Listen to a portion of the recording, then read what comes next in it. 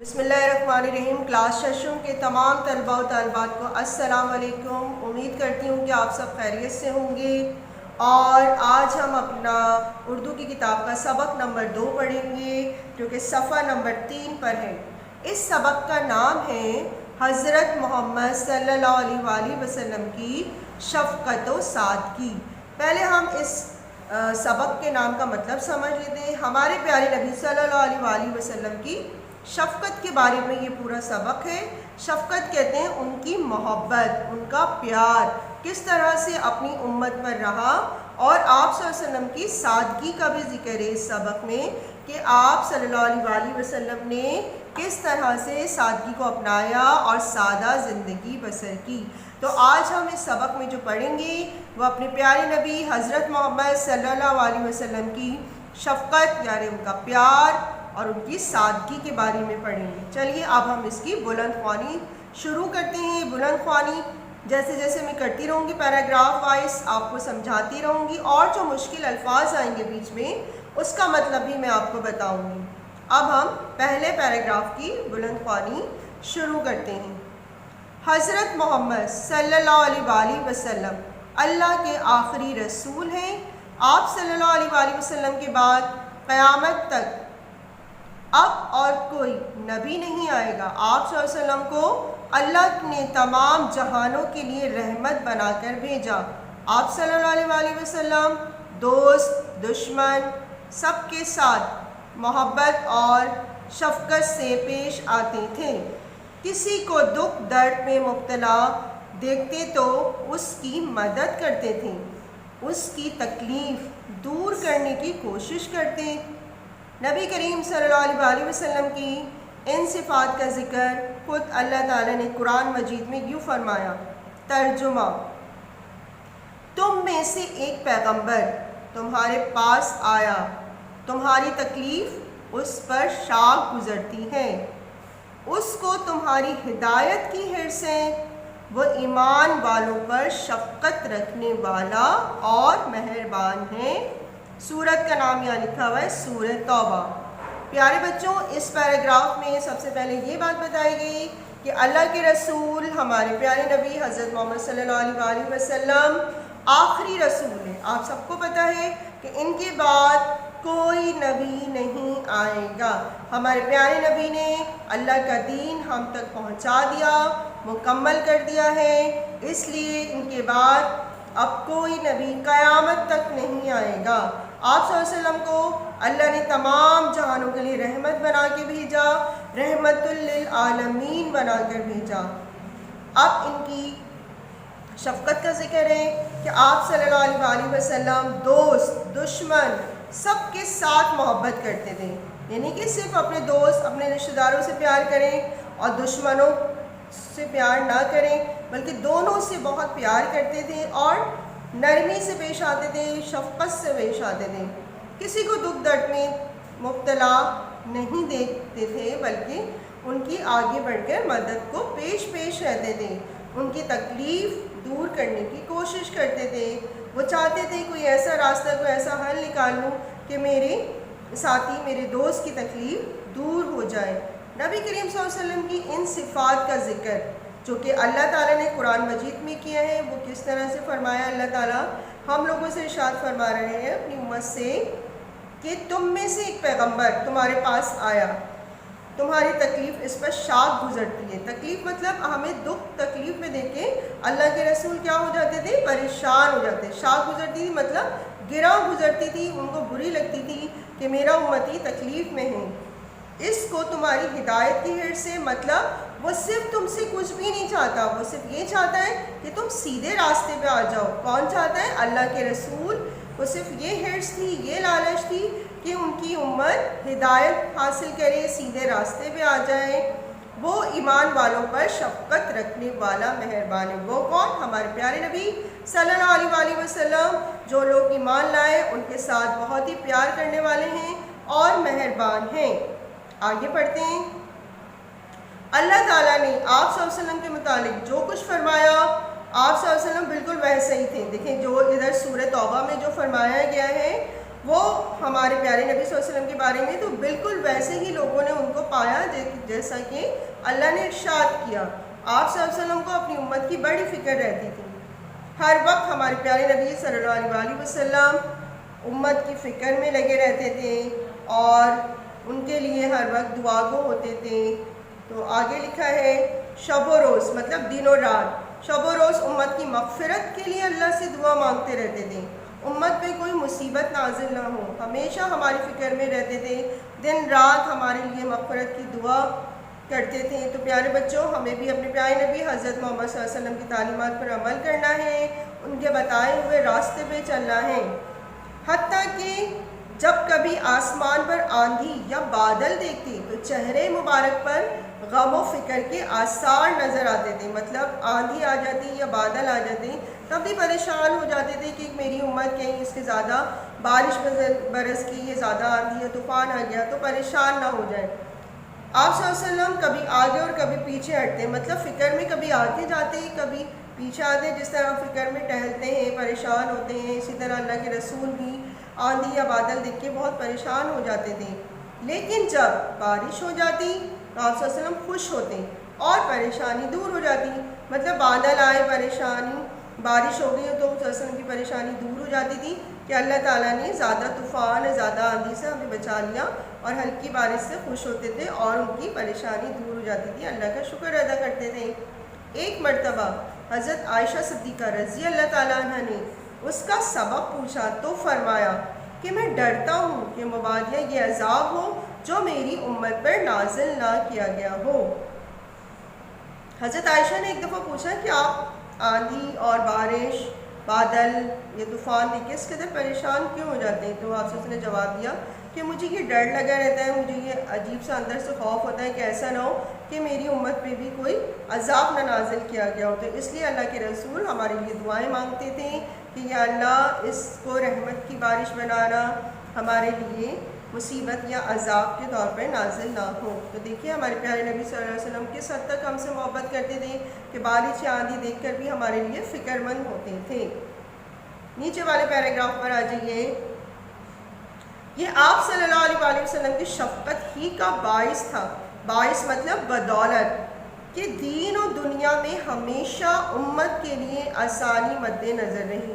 دیکھیں ہمارے پیارے نبی صلی اللہ علیہ وسلم کی یہ محبت کی باعث ہی، ان کی بدولت ہی یہ ہوا ہے کہ دین و دنیا میں ہمیشہ امت کے لیے آسانی، مطلب دنیا میں بھی ہو اور دین میں بھی ہو، دونوں طرح سے ہمارے لیے آسانی چاہتے تھے۔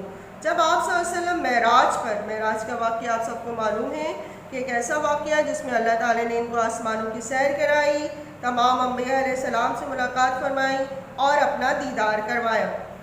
جب آپ صلی اللہ علیہ وسلم معراج پر تشریف لے گئے تو اس موقع پر دیگر احکامات کے علاوہ آپ صلی اللہ علیہ وسلم کی امت پر 50 نمازیں فرض کی گئی تھیں، لیکن حضرت موسیٰ علیہ السلام کے پوچھنے پر جب آپ صلی اللہ علیہ وسلم نے 50 نمازوں کی فرضیت کا بتایا تو حضرت موسیٰ علیہ السلام نے کہا کہ آپ صلی اللہ علیہ وسلم کی امت ہر روز 50 نمازیں ادا نہ کر سکے گی۔ اب ہم صفحہ نمبر 4 پر آ گئے ہیں، تو آپ لوگ بھی اپنی کتاب کا صفحہ نمبر 4 پلٹ لیجئے اور میرے ساتھ پڑھیے۔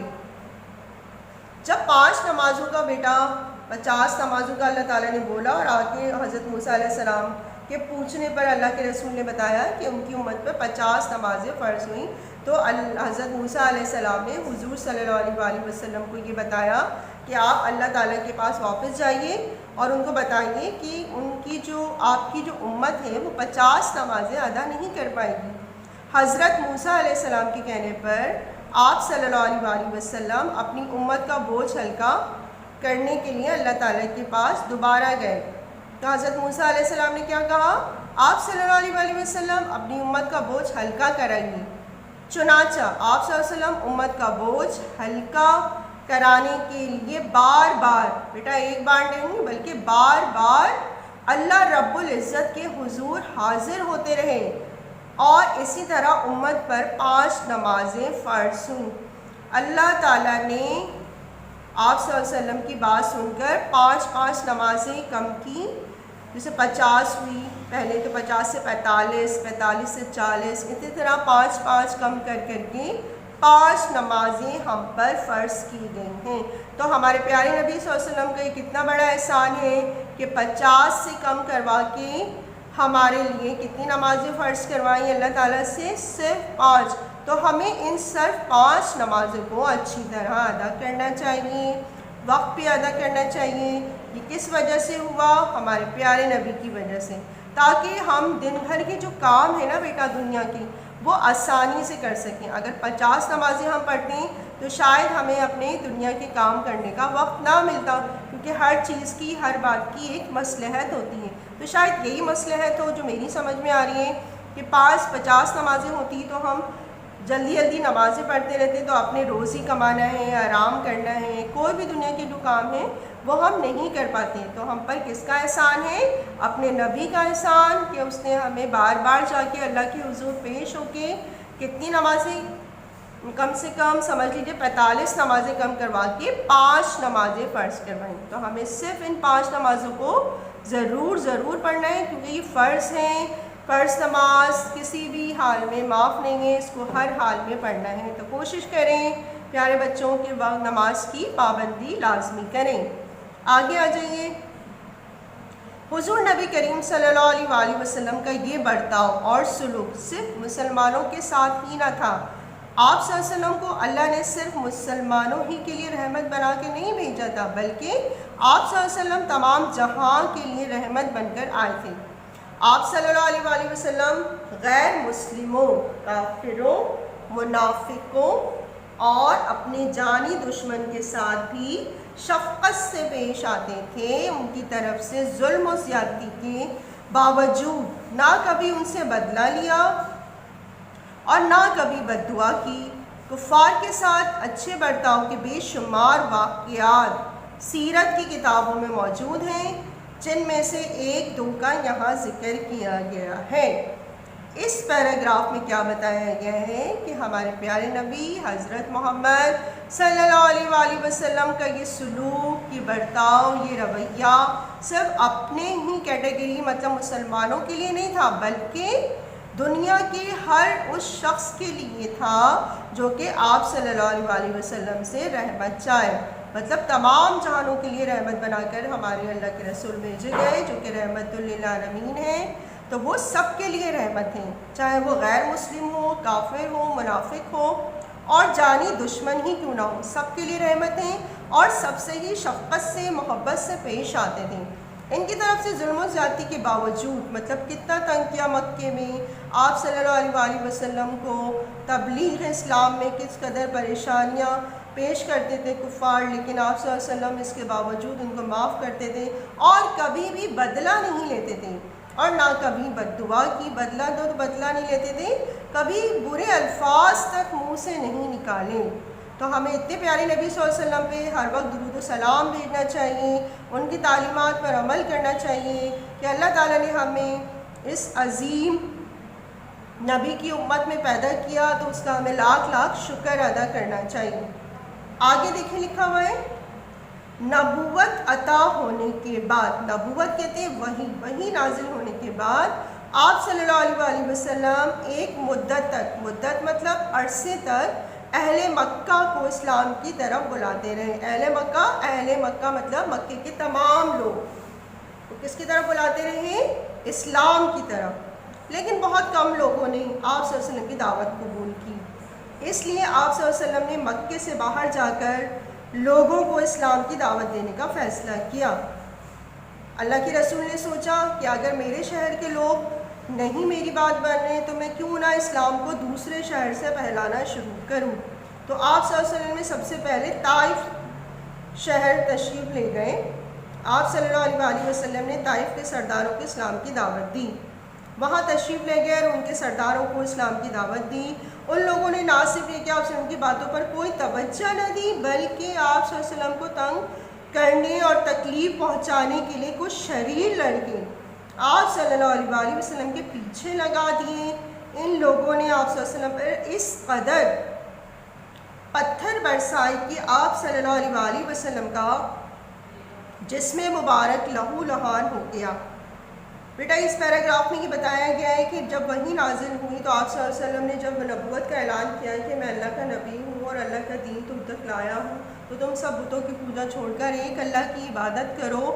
تو یہ بات سن کے بہت کم لوگوں نے اسلام کی دعوت قبول کی، اور جو آپ صلی اللہ علیہ وسلم کی بہت زیادہ عزت کرتے تھے، جو آپ صلی اللہ علیہ وسلم ان سے پیار بھی کرتے تھے، تو وہ لوگ کیا بن گئے؟ آپ صلی اللہ علیہ وسلم کے جانی دشمن بن گئے، اور اس قدر تنگ کیا کہ اللہ کے رسول نے یہ فیصلہ کیا کہ وہ مکے سے باہر جا کر دوسرے شہر میں اسلام کی دعوت دینا شروع کرتے ہیں۔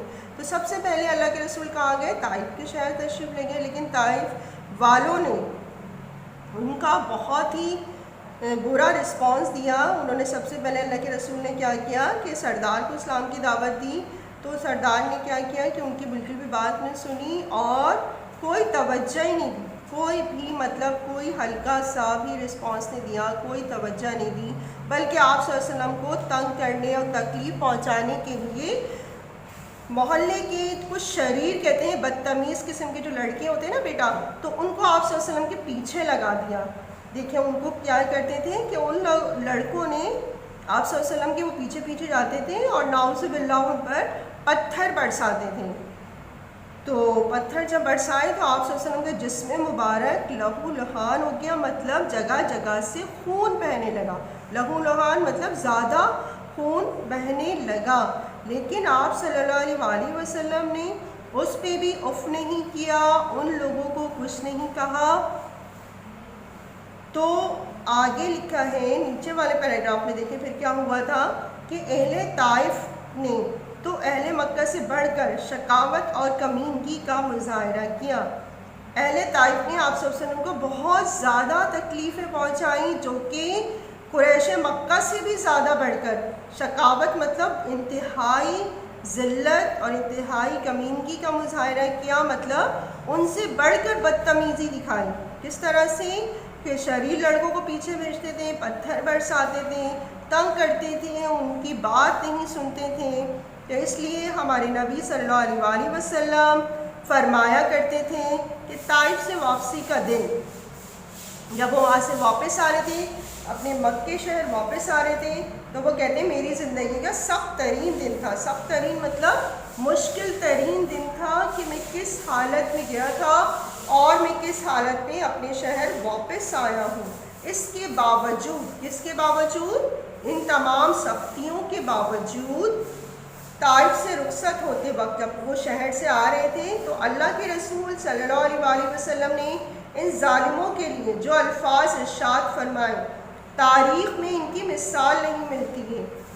تو آپ صلی اللہ علیہ وسلم نے فرمایا، جب اللہ نے آپ صلی اللہ علیہ وسلم کو اتنی تکلیف میں دیکھا، اتنا زیادہ حد تک ظلم ہو رہا ہے کہ لہو لہان ہو گیا میرا پیارا نبی، تو انہوں نے کچھ فرشتوں کو آپ صلی اللہ علیہ وسلم کے پاس بھی بھیجا تھا بیٹا، اور کہا تھا کہ آپ ہمیں حکم دیں تو ہم ان دو پہاڑوں کے بیچ میں ان شہر کے رہنے والوں کو کچل دیتے ہیں، ان پہ عذاب لے آتے ہیں۔ لیکن اللہ کے رسول نے اس بات کو منع کیا اور یہ فرمایا کہ شاید کوئی ان کی نسل میں میرے اوپر ایمان لائے اور دین کو آگے پہنچائے۔ تو آپ صلی اللہ علیہ وسلم نے کیا فرمایا تھا؟ جو تاریخی الفاظ ہیں جو کہ میں اب پڑھ رہی ہوں، میں ان لوگوں کی تباہی کے لیے بد دعا نہیں کرنا چاہتا۔ کون نہیں بد دعا کرنا چاہتا؟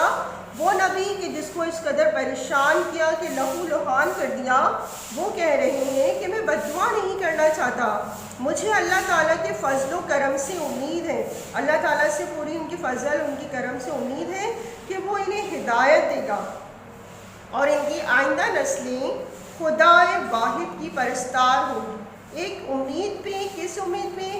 کہ آئندہ مستقبل میں شاید اللہ تعالیٰ اپنے فضل و کرم ان پہ فرمائے گا، ان کو ہدایت دے گا، یہاں دین کا ڈنکا بچے گا، سب لوگ اسلام قبول کر کے لائیں گے۔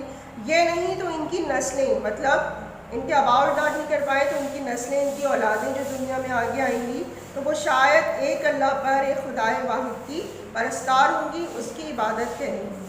تو پیارے بچوں، سبق حضرت محمد صلی اللہ علیہ وسلم کی شفقت اور سادگی کا جو ہم نے جتنے بھی پیراگراف پڑھے ہیں وہ آپ کو اچھی طرح سمجھ میں آ گئے ہوں گے۔ ابھی اس کا آدھا سبق اور باقی ہے اور اس کا کام بھی، تو انشاءاللہ تعالیٰ اس کو ہم اگلی کلاس میں ڈسکس کریں گے. جب تک کے لیے میں آپ سے اللہ حافظ چاہتی ہوں.